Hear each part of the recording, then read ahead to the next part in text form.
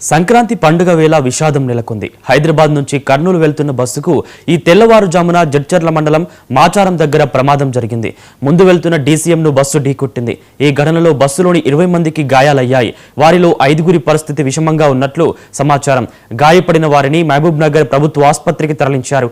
ఈ ప్రమాదంతో హైదరాబాద్ బెంగళూరు హైవేపై 3 కిలోమీటర్ల మేర ట్రాఫిక్ జామ్ ఏర్పడింది.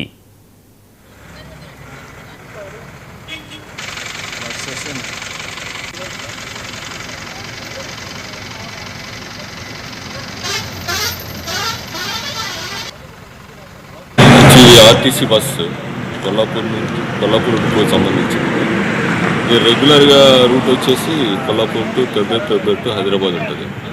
ఈ సంక్రాంతి ఫెస్టివల్ సందర్భంగా స్పెషల్గా ఈ బస్సుని హైదరాబాద్ నుంచి కర్నూలుకి వేయడం జరిగింది. దీంట్లో 53 మెంబర్స్ ఉన్నారు పాసింజర్స్.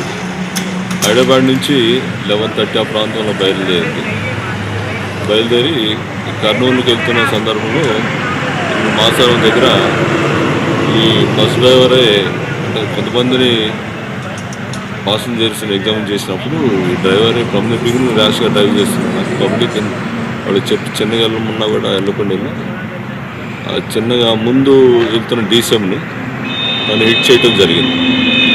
దానివల్ల 53 మెంబర్స్లో 27 మెంబర్స్కి గాయాలైన ప్రస్తుతం వీళ్ళంతా గవర్నమెంట్ హాస్పిటల్లో ట్రీట్మెంట్ అవుతున్నారు. ప్రస్తుతానికి అందరూ అవుట్ ఆఫ్ డేంజర్ ఉన్నారు. ఒక మనిషి కొంచెం అబ్జర్వేషన్ పెట్టవచ్చని డాక్టర్స్ అంటున్నారు. ఇది జరిగింది సార్. బస్ డ్రైవర్ పరిస్థితి బస్ డ్రైవర్ కూడా పర్వాలేదండి. ఆయన కూడా అవుట్ ఆఫ్ డేంజర్ ఉన్నారు.